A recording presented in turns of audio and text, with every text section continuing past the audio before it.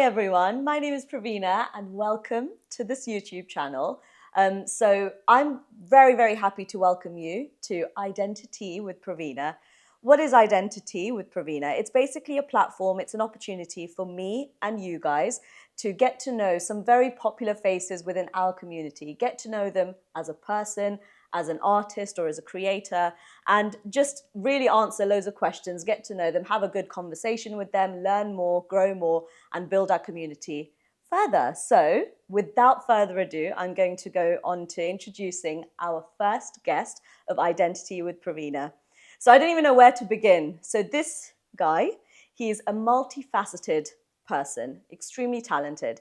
He's a dancer, he's a choreographer, he's a videographer, photographer, DJ, creative director. I think the list goes on. He's extremely good at whatever he does, and he's pioneered and pushed forward our arts in such a positive way. So without further ado, I'm going to introduce you to the one and only CC7. Thank you very much for joining me today. So how are you doing? My pleasure, my pleasure. Thank you for having me, first of all. No, thank you. Yeah, I'm good. How are you? Good. Excited? Nervous? Yeah, I mean, it's new for me. So, yeah, same. I just wanted to firstly say thank you for, I don't know, I feel like you've contributed so much to our community as an artist, and I really appreciate it because it's really nice to see how our community, our dance community especially, Yeah. has been growing so much. And I think you've been a really important part of that. So thank you for. I mean, I try. Yeah. But yeah, I mean, it's great to see. It's great to see people develop, and obviously that's what we're there for, right? We Yeah. try our best to bring people up, and yeah. Yeah. So how did dance start? Like, where did it all begin for you? I mean, to be honest with you, I used to really not like dancing. I used to hate it actually. So I used to stand there and not really move around. I didn't never really enjoyed it as much. Yeah. But I think it's my sisters that really forced me into dance and made me who I am really. The uni competitions is really what kind of set off, and like managing teams, like choreographing is really what made me enjoy dance to that extent. And then really it kicked off from there, and now I enjoy it. So yeah. And did you learn professionally, or was it self-taught, or was it a mix of both? It's a mix of both. More self-taught, I would say, and obviously my sister helped me a lot throughout the whole process from when I started. But then, yeah, along the way, I watched a lot of people learn from choreos, workshops, and yeah.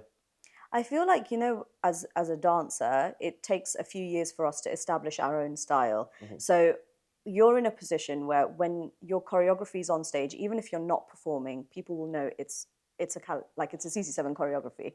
So when did you? I don't know if that's something you're aware of. When did you start shaping your own style in dance? Yeah, I mean that's the thing with because I'm not really predominantly specifically trained in one form of dance. Like I always just put across my vision of a choreography or a performance, right? Yeah. So yeah, like I just try and like get inspiration from different places and see what I see in the dance or the song, Yeah. and choreo according to that. And like yeah, I mean it's great to see that people recognize my choreo. Yeah. But yeah, I just try and do what I enjoy, and if it comes across then that well, then it's good. Yeah. Yeah. And do you find a difference between dancing on stage versus dancing in front of a camera? Because you do both.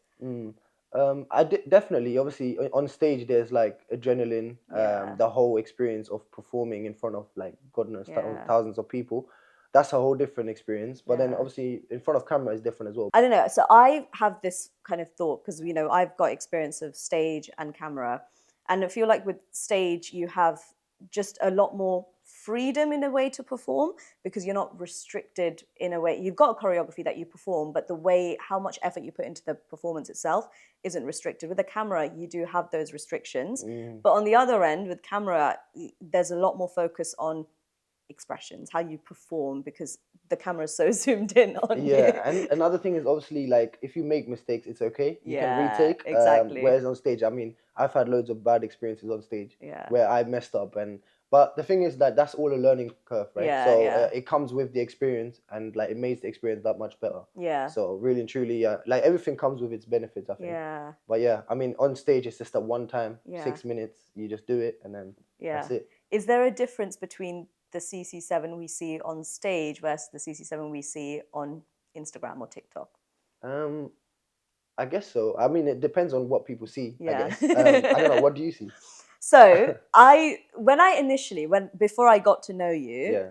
when I initially saw you, I don't know if you've got this so much, but you might Yeah. come across a bit intimidating. Yeah, I mean, people do say that. But the thing is, I'm really not like that. You're I not, mean, I could no. only say it, but it's more like, I think it's the smiling part, right? Yeah. But it's like, I don't have much things to smile about. Unless I do, then I do. So, Yeah.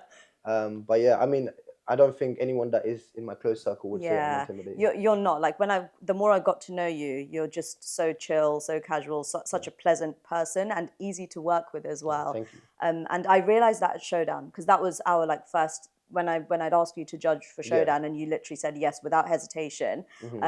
And we. So I think there might have been people who've been like, oh, he's really quiet. Like, what's he going to say? But actually, the feedback that you gave as a judge is really useful for budding dancers, you know, future choreographers. It's really useful. So I don't know how you found that experience of judging, and because you've judged 2 competitions now, Showdown and Kings of Ghana, that just happened as well. So how Yeah. did you find the whole judging experience? I loved it. I mean, for me to end up on the judging panel for itself is a great experience. Yeah. And watching talent that from the other side and just enjoying them Yeah. is another. And then obviously giving them feedback from things that I've learned, things that I wish I knew maybe when I started. Yeah.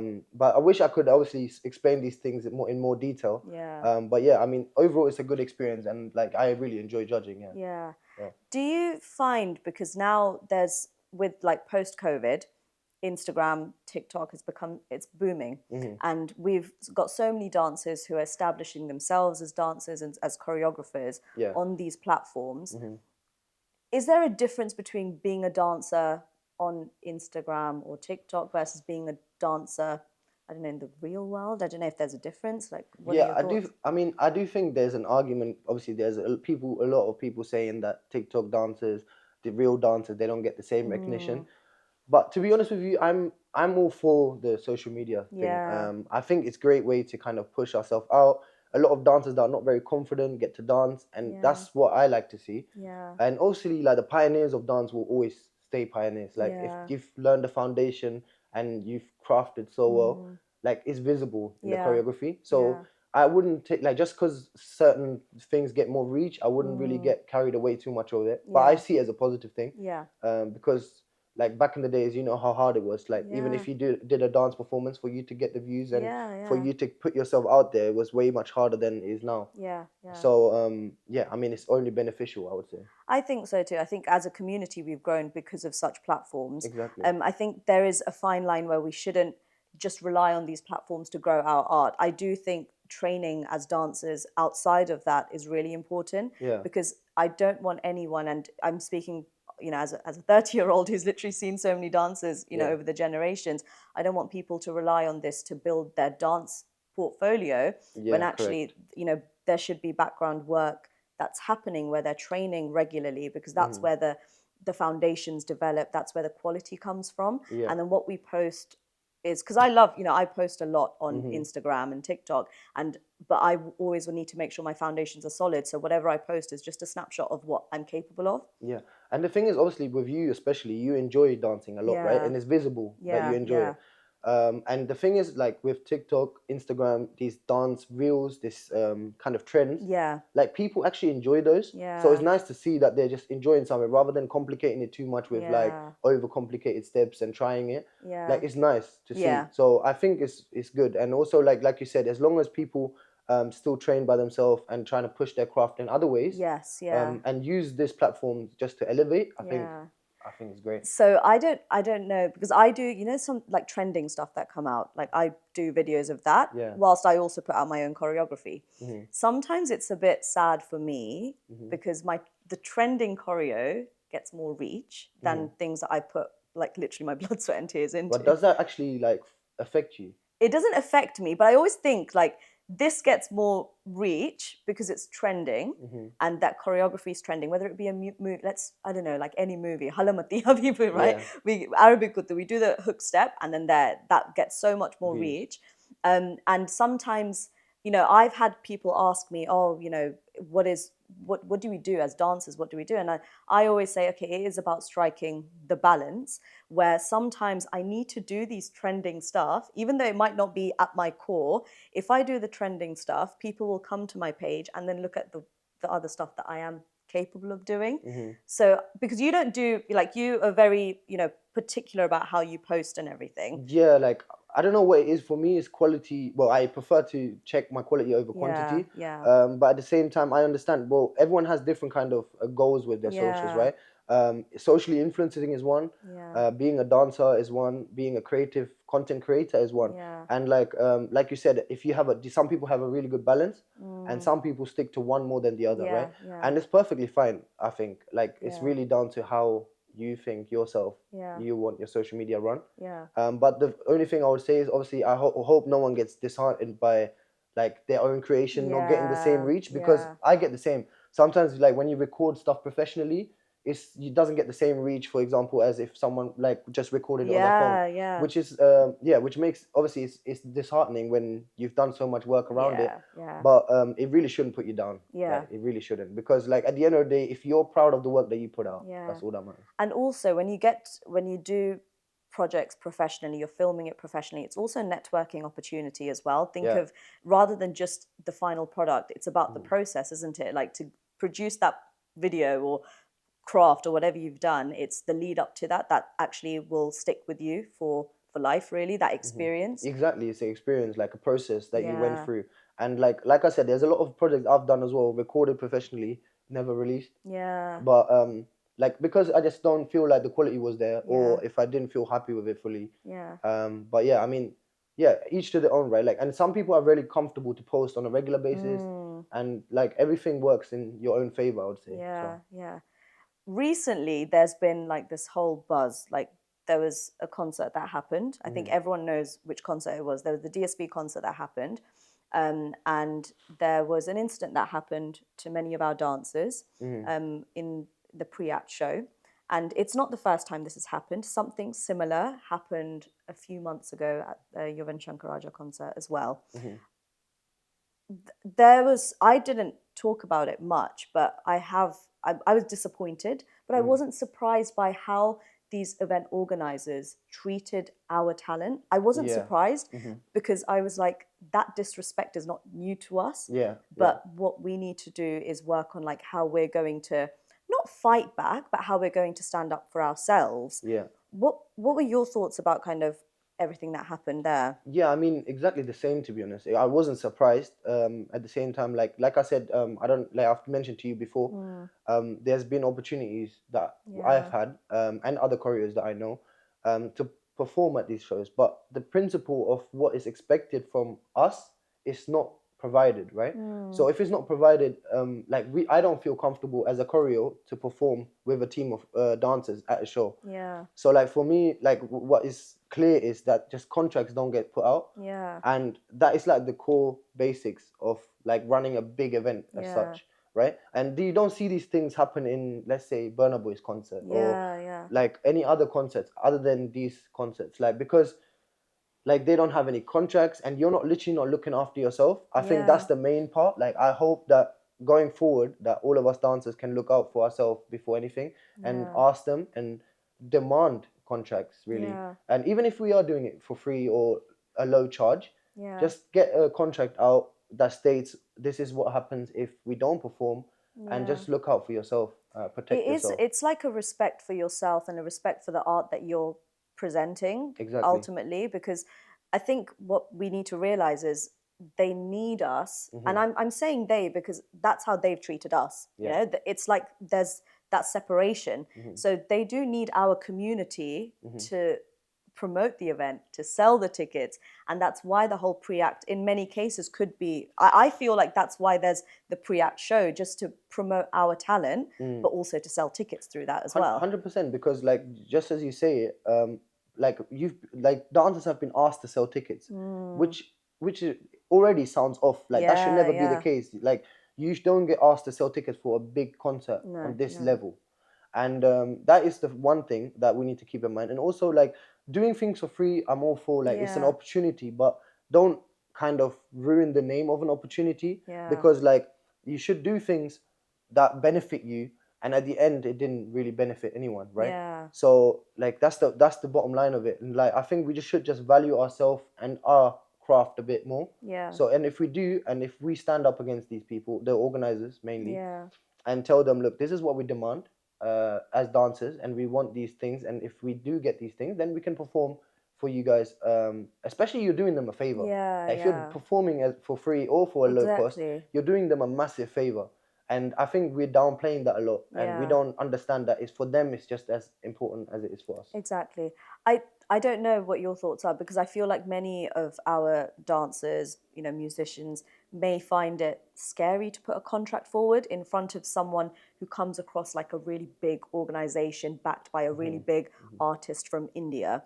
And because of that, there might be that barrier for us to present a contract. What I don't know, because I'm trying to think of myself in that position when I was younger. Yeah. Would I have felt comfortable putting a contract forward? Yeah. What can we say to our younger generation of dancers, to give them that confidence to do that? We need to go through it in the proper way. Yeah. And one warning sign, one warning sign itself is if you ask for a contract and they say they're not going to provide it, that itself, is a warning sign that this show might actually not be as well programmed and planned Yeah. as you think. How important do you think, like the main acts? So if it's a DSP concert, so Devashri Prasad, or if it's Yuvan Shankar Raja, the man himself, how responsible do you think they are, or they should be, if their name is being used as to promote this concert, and then this is happening in their concert? Because I'm not sure how involved they were in protecting us, or if they ever felt responsible for what was happening. But I think that might change things if they themselves were like, no, artists and artists, they need to be treated well, no matter who it is, where they come from, whatever the background. I don't know, like, what are you? I don't know if they have a big input in that, No. especially because the event organizers, management teams, they run a lot of things. It's always done like there's a hierarchy going on, right? Yeah. But I think, like, why are we putting what we shouldn't put the belief on them. Like, we Yeah. should put the belief in us and just do the things for us in the right way. Because if we are not going to support these shows, the shows are not going to run. True. And really and truly, they run based on us, Yes. especially in London. So really and truly, if they come here and if we put our standards up, Yeah. they have to respect the standards. Yeah. And that's half the reason why I didn't accept half these offers of performing, because no money was there's so much expenses that go on Yeah. with these, like practicing, studio, costume, food, all of these things. So at least the expenses should be covered, and this should be put under the contract. And if it does, then you can go through things legally rather than reacting in the moment. Yeah. And I think that's the thing we need to. I think JRDA put out a statement, Yeah. which was really important, that we don't react in the moment and that we take things in the right way, in the legal way. And if we have a contract, we have a leg to stand on, and that's what I'm Yeah. trying to say. Like, these things can happen, and it's never nice to see. Like, it was really bad to see It those was videos, horrible, and yeah. especially talented dancers that we know, Yeah. to get treated like that. But then the thing is that we need a leg to stand on, and that's when contracts are really important. So Yeah. hopefully going forward, everyone can get contracts, Yeah. especially when it's a big scale event as such. 100%. Maybe yeah. smaller events, like, we can get away with. Yeah. But big scale events, there's a lot of demand and just as much disappointment as well when Yeah. it doesn't go the right way. And in terms of contracts, because I feel I wouldn't have known where to go for a contract. Now I've got friends who are lawyers and family who are lawyers. I can literally sit down with them. If they're not going to give me a contract, then I'll do the contract. Rightly so, yeah. Yeah, literally. And I think that's important. Like, find yourself someone who can help you with a contract, and just have a template, and then go around wherever you go. If you're going to have a team performing, even if it's for free, like you said, even if it's for free, it's fine. If that's what you're happy to do, Yeah. but have a contract to support you and back you up, so you're protected, your art's respected, and then you have a better experience at that show. I mean, ideally, you do want to obviously charge for your Yeah, talent, ideally, right? yeah. Because that's the ideal goal, because you put a lot of hard work, Yeah. time, and dedication towards it. But I do know certain things are a good opportunity to put yourself Yeah. out there. So in those cases, yes, like, if we can, and also it's not easy. It's way easier to get contracts now. Like, you can literally go on AI, get yourself a contract written. You can get yourself a contract written, and like, you just have to read through it. And the thing is, if they don't provide it, you send it out to them and be Yeah. like, this, if you can just sign this and return it back, Yeah. read the terms and conditions, Yeah. and yeah. then I'll be happy to perform. That's Yeah. all it is. Yeah. And yeah, it's easier than it sounds. Yeah. For sure. it's an important message I think we need to get out there, because I feel like our dance community is growing, and as dancers there are so many of us now, and we're working together for one goal, which is to bring our community through dance. And when we have these opportunities, I feel like, yeah, making the most of it is important. Being respectful to yourself, whilst also being respectful to them as organizers. But yeah, I think ultimately protecting yourself and looking after yourself in that process is so crucial. Yeah, Yeah. definitely. I just wanted to touch up on, because you're a DJ, your attention to music has shaped the way you create mixes for your dances, your team performances. And when you were judging both Showdown, Kings of Ghana, when I saw you judge, you did comment on mixes and, the quality of the mixes and how that could be improved. But I wanted to know a bit more information about it, because I've done loads of competitions, I've taken part in it. I've never had judges, give me feedback on what I could do to improve my mixes, because most of us wouldn't have that knowledge at that time Of as a course, judge. yeah. What kind of advice would you give to the youngsters, potential dancers, choreographers, when they're working on their mixes to produce good quality mixes that sound good when you're performing live? Yeah, I mean, it's hard to explain, Yeah. but obviously, like when I'm judging as well, I do want to go into more details with it. Yeah. But it's hard to explain everything in one go. But the main things that a choreo should really pay attention to is where they get the songs from, downloading it from the files that they're big. The bigger the file, most likely the quality will be higher. And also, you can even on YouTube, when you type in like the song and you listen to two different videos, you can hear the difference on quality. So just pick the ones where you know the quality is good, and from the get go. And then when you edit, once you've done editing your mix and stuff, I would send it off to someone, like a music producer. And the thing is, back in the days, it was harder. Yeah. Now it's really easy. There's a lot of music producers out there, DJs out there that know what they're doing. Just send it off to them and tell them to level the volumes. Yeah. Because like you can imagine, you could put so much effort into choreographing a hype moment. If the sound is like off on stage and it just drops volume wise, it doesn't give that same impact you hope for, or like that you choreoed for. And it's sad to see, because I actually seen it on stage happen as well. Where literally the mood just completely goes down because the quality of the song changes. And a lot of times that's because of older songs as well. When you use older songs, the quality of it is very different to new songs. So you have to be very careful when you're mixing those things. But I think it just helps elevating the performance even more. But yeah, those things, like main thing is to focus on the quality of the audio file. Yeah. And then once you've done the mixing all together, just level out all the songs so they're all like on an equal level, so that on the day you won't face any issues in terms of hearing one song more than the other. And things like that. And it has that impact with the beats and stuff. So yeah. Sure.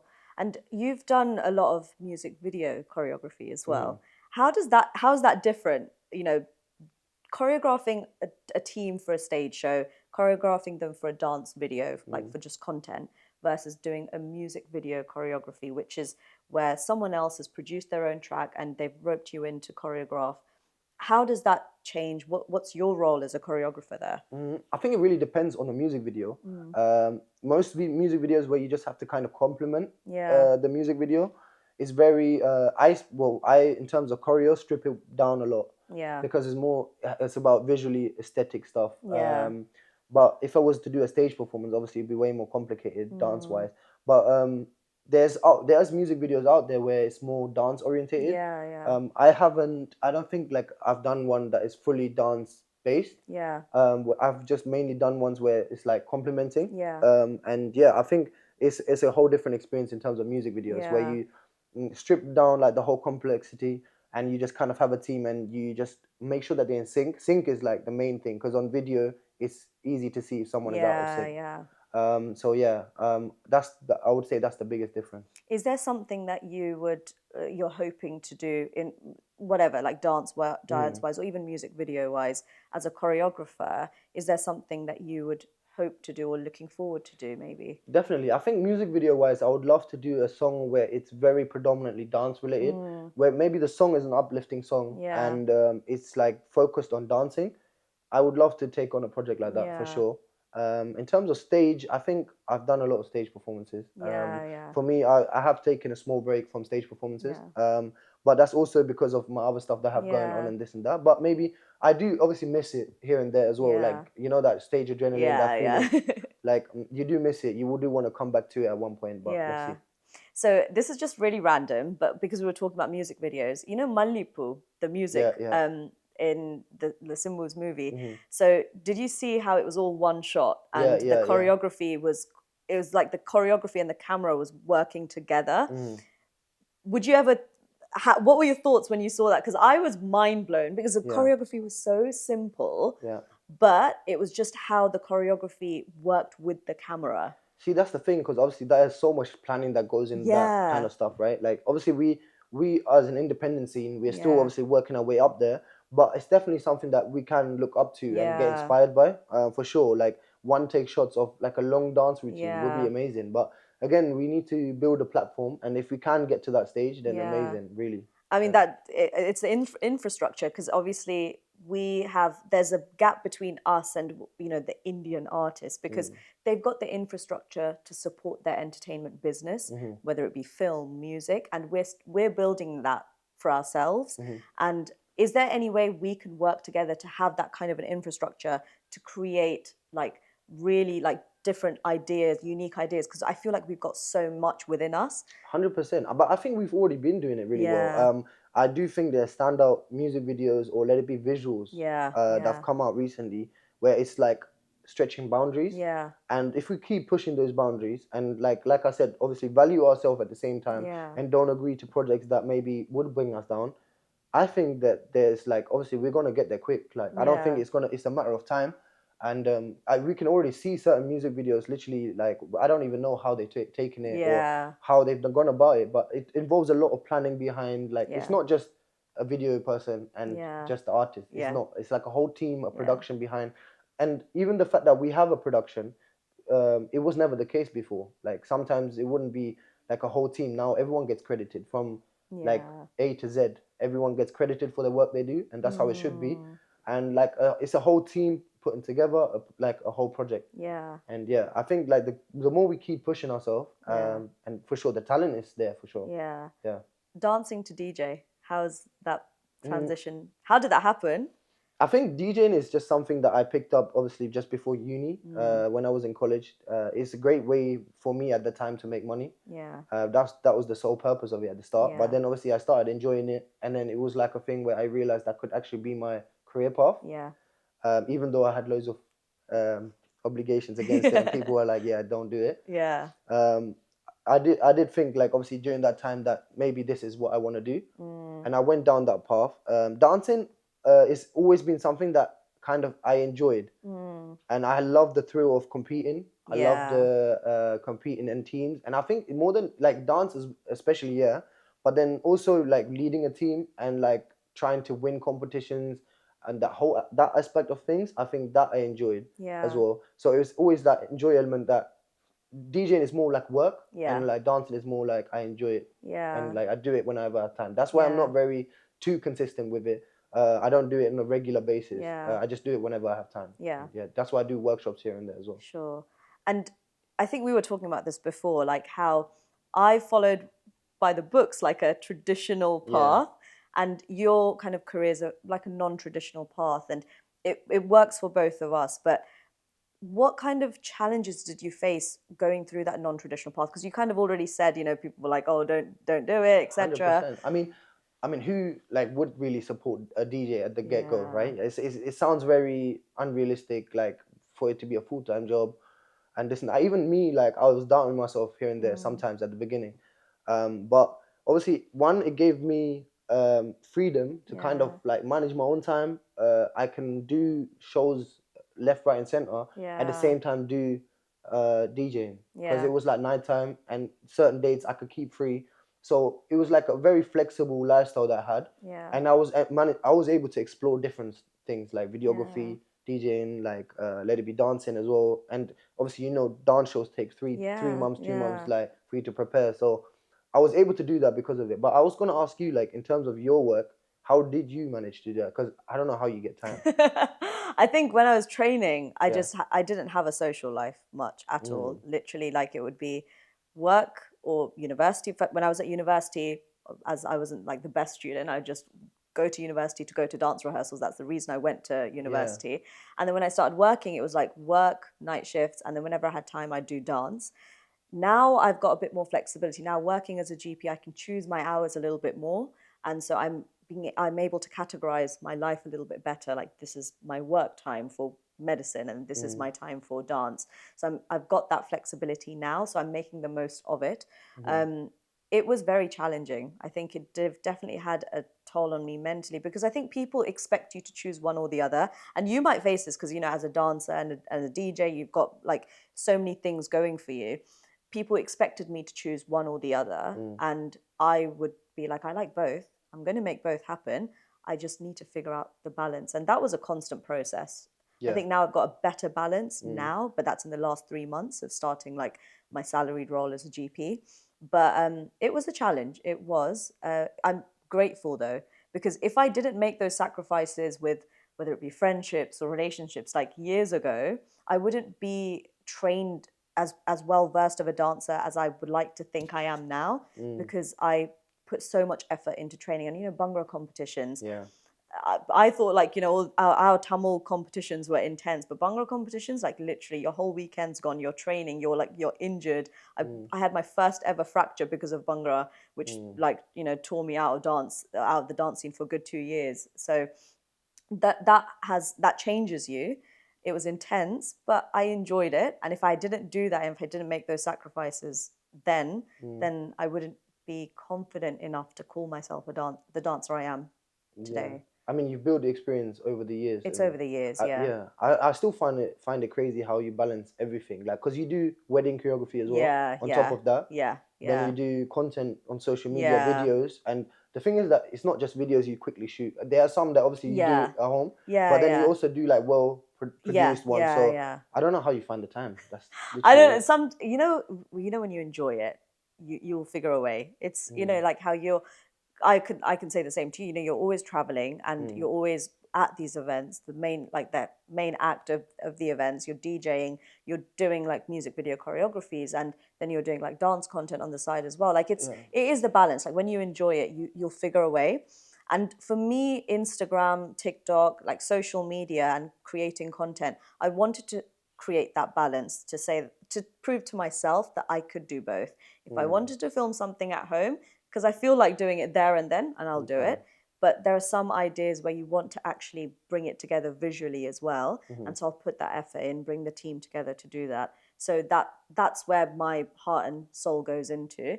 And I'll just work alongside my days off. It's very practical It's like crazy that. because, like, for example, me, I do balance these things, Yeah. but I do feel like I prioritize one over the other sometimes, and Yeah. it shows. Like dancing wise, I don't release content as much. Yeah, yeah.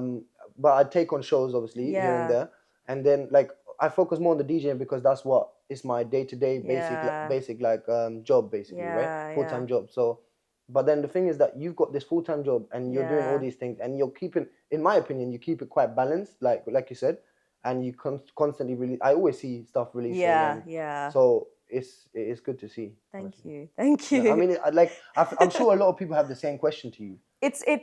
I always get this question, and sometimes I don't know the answer to it. Because people ask me, "Oh, how do you balance it all? How do you do it all?" And then we're working on like next showdown, watch this space. Like there's just so much going on. But I guess I've got like a good team now as well, so I think that really does help. Because if I've got something, I can be like, "You guys sort this out. You guys sort this out." And so now that I'm in a position where I can bring a team together, it does help because you can give out jobs and make things happen better. But that took time. But I think you're a good example, especially for parents as well, like because the whole thought of like becoming a GP and still Yeah. doing a hobby, like you can still do what You you're can. actually desiring to do Yeah. and pull it off, and like you're doing it obviously, and Thank yeah, you. it's It great. is important though. I feel parents, because my parents initially weren't too keen on me dancing as much as I am now. Yeah. When I was a lot younger, and that's not because they didn't want me to dance. It's because relatives were telling them,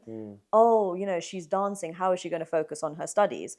But that was my fuel to the fire. I was like, I'm going to do both. I'll show you I can do both. Now, all these people who said that are appreciative. Of course, yeah. But you can do it. You just need the right support system. And if no one's going to support you, you support yourself and do it. Yeah, I think if anyone is starting off, it's just a journey that like it's a couple of years that will be hard. Yeah. But I think once you're past, like for me especially now, I've got so much flexibility in life. Like I can choose when I want to work. I can choose when I want to literally have a whole week. If I want to just focus on dance, I can. Yeah. Because of the way the past few years I've shaped my business to be and my company to be.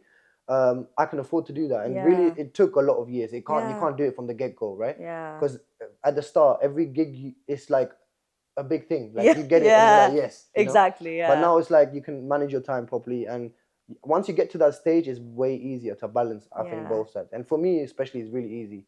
When did you know you got to that stage? You know, we talk about that stage because I was thinking about this as well. When did that shift happen where I felt comfortable setting the boundaries and managing my time better? So I choose my projects more attentively. Like, when did you figure out?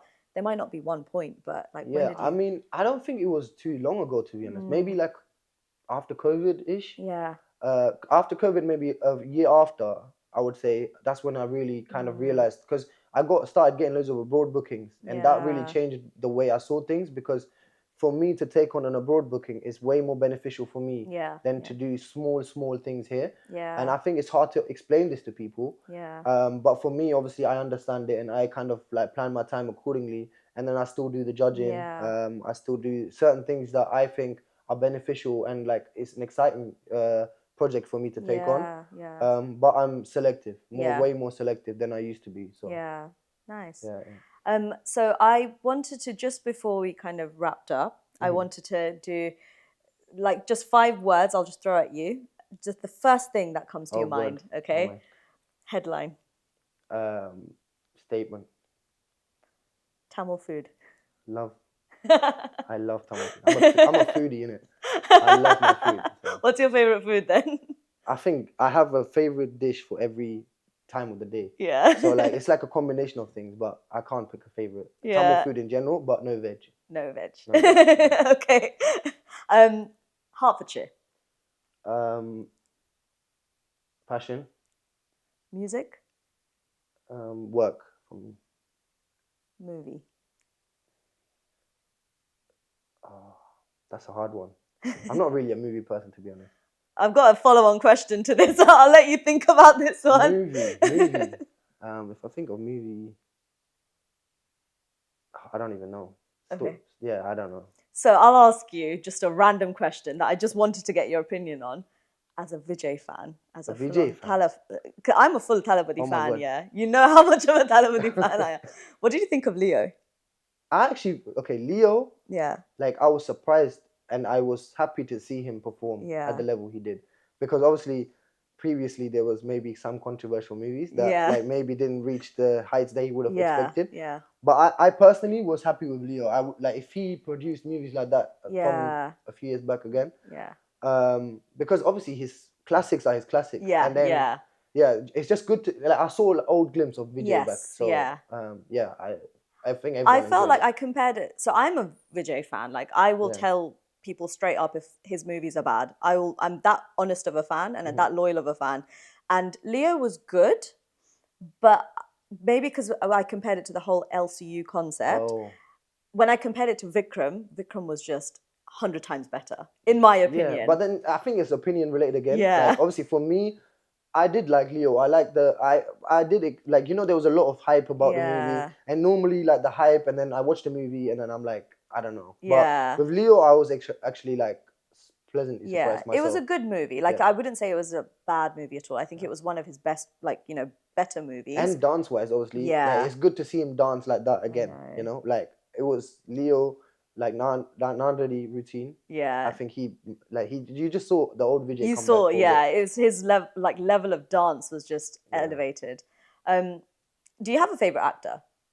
To be honest with you, this is a very personal opinion. I don't ideally think that of them so highly. You know, like Vijay. Obviously, there's very good talented actors out there, and like I do appreciate Dhanush a lot. Yes. I like actors that have like more layers to them, and that Yeah. they kind of portray different roles. Yeah. Yeah. Samutrakani is my favorite actor. He's amazing. Yeah. Yeah. So because Oh, he that's takes on interesting. good roles and Yeah. bad roles, Yeah. and for me, like, yeah, that's talent, like I'm pure talent. surprised you said Samutrakani because Mm. I've watched loads of interviews with people, podcasts, everything. No one's ever mentioned his name, but he's such a Such stellar a actor. Yeah. sick actor. And I think that's the thing, because mainstream is always like the big names, Yeah. and there's so much talk about the big names, right? But when it comes to the raw of acting, to like Yeah. like the foundations of it, I think, yeah, definitely. But then obviously there's others like Vikram, Yeah. Yeah. Yeah. that would fall under that category as Yeah, well. yeah. Okay. So just before we wrap up, Mhm. I know that you've got some big announcements coming up, and you're Yeah. working towards something that's actually hopefully, and I'm praying that it will elevate our dance scene to higher levels. Mhm. Tell me a bit about that project that's coming up. Yeah, I mean, it's very exciting for me to introduce this specific. It's more of a platform. Yeah. Because I feel like ourselves, there's a lot of dancers that have danced in the previous few years and then got out of it, missed dancing on stage, and also students that are just coming up. So an open platform, Yeah. really, for any kind of person that's into dance Yeah. to compete in a more casual Yeah. environment, right? Yeah. But still have like that competitiveness. Yeah. And this Yeah. platform specifically, I want to hopefully like do a reoccurring Yeah. program of it, Sure. and that is the whole aim of it. And I do really hope that it succeeds. Yeah. And Yeah. yeah, and it's obviously open to people from the EU, different countries, Yeah. and like more small, intimate groups. Nice. And hopefully, yeah, it will become a platform for people to come together and network Yeah. and yeah, celebrate the winner. Hopefully. It sounds amazing, and I Yeah. can't wait to see what it grows to be. So thank you so much, CC7, Thank for you, thank you. being my first guest here. Nah, you I did hope you sick. enjoyed your time Yeah, having you a did really chat. well. I'm looking forward to seeing everything that you're going to grow to be, and all the exciting projects that are coming up, all your events. I can't wait to come to more of your CC7 events. Yeah. And yeah, good luck with everything, and thank you so much. Thank you, and good luck with the show. Thank you, thank you. So thank you so much, guys, for watching and tuning in to my first iDenti-Tea with Praveena. We've got so many more guests coming up, so keep your eyes peeled, and loads more announcements as well. So thank you for joining us, and please stay tuned.